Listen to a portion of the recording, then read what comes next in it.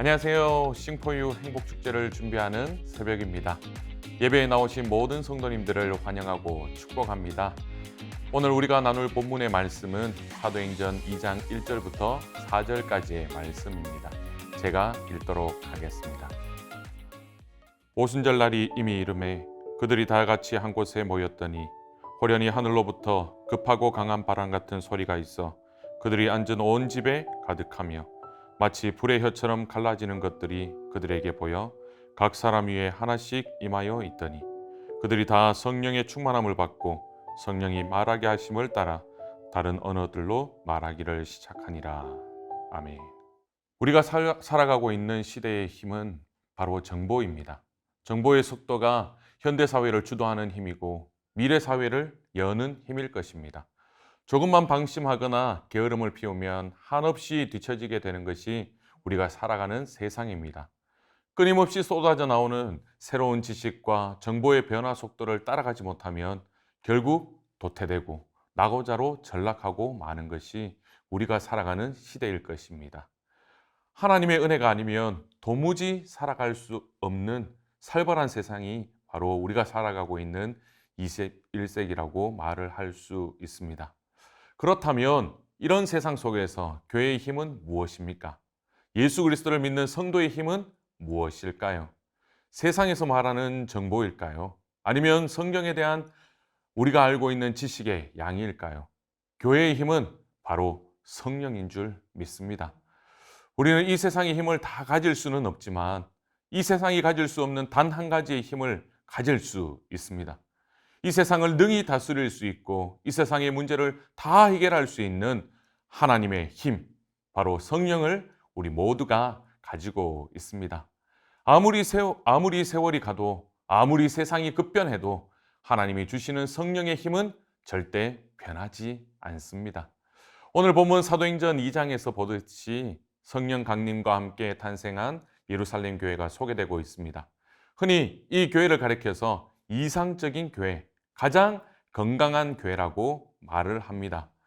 우리 각자가 성령이 주시는 능력을 가지고 살고 있는가를 점검해 보려면 예루살렘 교회의 성도들과 비교해 보면 될 것입니다.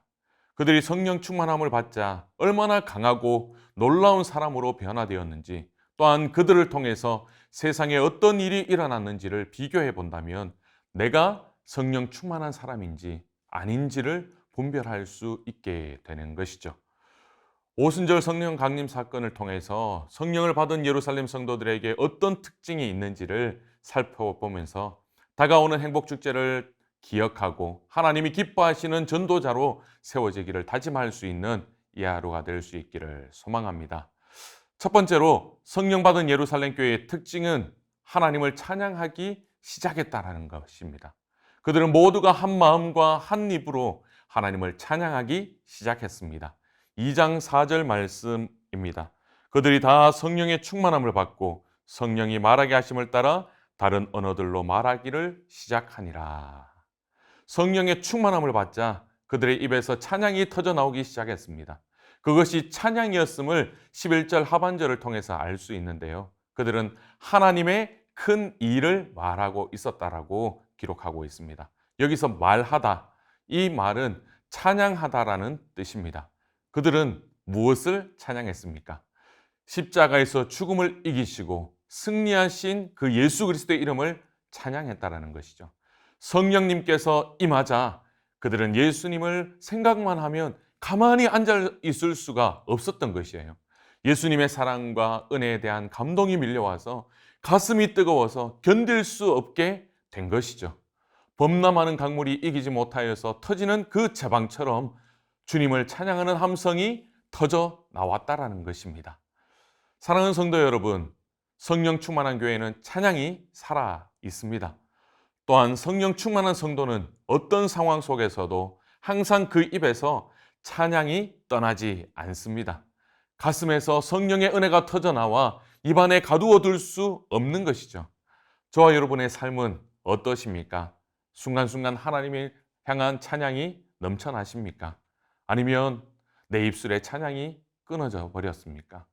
찬양하는 은혜가 메말라 있다면 성령의 충만함을 위해서 기도할 수 있는 우리가 되었으면 좋겠습니다. 어떤 성도님들은 요즘같이 코로나로 힘든 세상을 살아가기가 너무나 힘들어요, 목사님. 이라고 말씀하십니다. 그러나 성령을 받은 우리는 힘든 이 세상 속에서도 찬양으로 이 상황을 헤쳐나갈 수 있다는 것을 기억해야 합니다. 그것이 바로 성령의 능력입니다. 마르틴 루트가 이런 말을 했죠. 찬양이란 마귀를 쫓는 최고의 수단이다라고 이야기했습니다. 마귀를 이길 수 있는 힘이 무엇이냐? 찬양을 통해 흘러나온다라는 것이죠. 우리의 마음의 불안과 우리의 마음의 걱정과 문제 앞에서 우리의 마음이 흔들릴 때 무엇을 해야 되느냐? 담대하게 하나님을 찬양해야 한다는 것입니다. 나의 모든 불안과 걱정을 해결해 주실 분이 하나님이심을 찬양해야 되는 것이죠.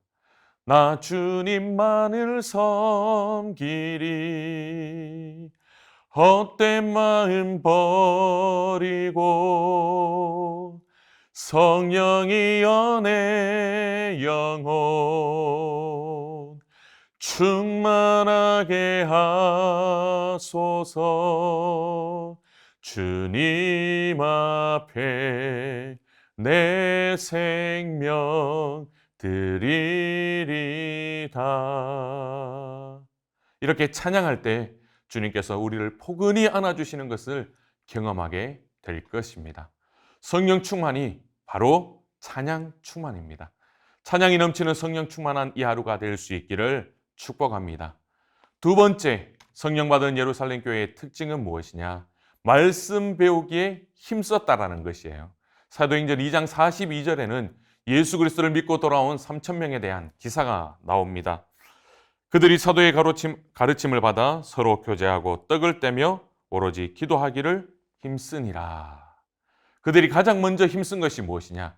사도의 가르침을 받은 일이었습니다. 그들은 성경의 말씀을 배우기를 원했어요. 오로지 힘쓰니라, 이 말은 헬라어로 끈기 있게 계속 노력한다라는 뜻입니다. 성령 충만함을 받은 예루살렘 교인들은 끈기 있게 하나님의 말씀을 배우기 원했습니다.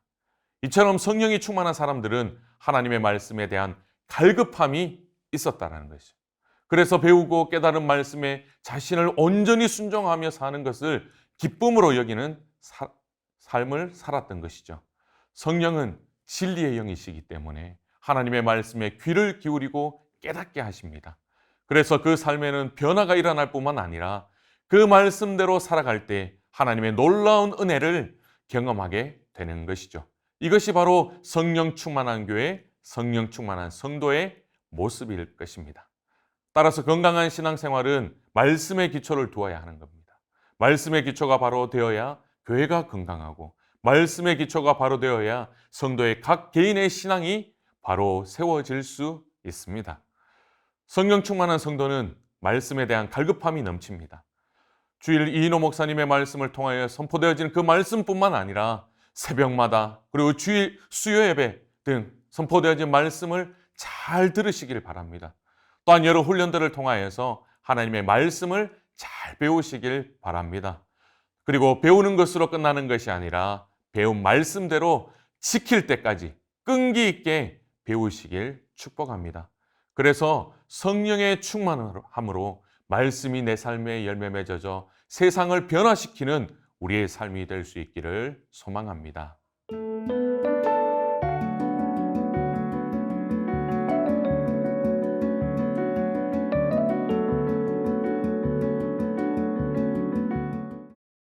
세 번째, 성령을 받은 예루살렘 교회의 특징은 무엇입니까? 예수 그리스도를 증거하는 일이었습니다. 베드로가 증거하자 3,000명이 회개하고 주님께로 돌아왔습니다. 그 다음에는 5,000명이 예수님을 믿었습니다. 5장 14절을 보시면 더 이상 셀 수 없을 정도의 큰 무리가 회개하고 돌아왔음을 볼 수 있습니다. 여러분, 어떻게 이런 역사가 일어났습니까? 다락방에 모여 함께 기도했던 베드로와 120여 명의 성도들과 이들을 통해 복음을 듣고 그리스도인이 된 3,000명 그리고 5,000명의 예루살렘 교회 교인들 모두가 성령 충만함으로 예수 그리스도를 전한 결과였던 것이죠. 이처럼 성령 충만한 사람들은 복음 전하기를 기뻐하고 즐겨했다라는 것을 우리는 기억해야 합니다. 복음을 증거하는 삶이 바로 성령 충만함의 표징이라는 것이에요. 나의 구원자이시고 내 인생의 유일한 소망이신 그 예수 그리스도를 주위 사람들에게 전하지 않고는 견딜 수 없는 그 마음, 오늘 말씀을 묵상하면서 저와 여러분에게도 이런 마음이 가득할 수 있기를 축복합니다. 또한 바울이 복음을 받아들이지 않는 유대인들을 향하여서 근심하고 고통하는 간절한 그 마음이 저와 여러분에게도 샘솟기를 바랍니다. 복음을 전하면 놀라운 열매를 맺을 수가 있습니다. 믿지 않을 것만 같은 사람이 예수 그리스도를 믿고 하나님께 돌아오는 역사가 일어나게 되는 것이죠. 이것이 성령의 능력입니다. 여러분에게 복음을 전하고자 하는 뜨거운 마음이 있으신지요? 그렇다면 성령 충만한 사람입니다. 오늘 설교의 제목처럼 전도의 파워는 성령 충만에 있다는 것을 기억하시길 바랍니다. 성령 충만할 때 파워 있게 전도할 수 있습니다. 우리에게 복음을 전하고자 하는 마음이 식어졌다면 무엇보다 성령의 충만함을 위해서 간절히 기도할 수 있기를 바랍니다. 주님, 저에게 성령의 충만함을 주시옵소서. 복음을 전할 수 있는 성령의 능력과 성령의 지혜와 담대함을 주시옵소서. 또한 입으로만 그리스도를 전하는 것이 아니라 성령 충만함으로 우리의 착한 행실을 통해 그리스도의 사랑을 나누고 전하는 삶이 되어야 할 것입니다. 마태복음 5장 16절 말씀에 이같이 너희 빛이 사람 앞에 비치게 하여 그들로 너희 착한 행실을 보고 하늘에 계신 너희 아버지께 영광을 돌리게 하라 말씀하십니다.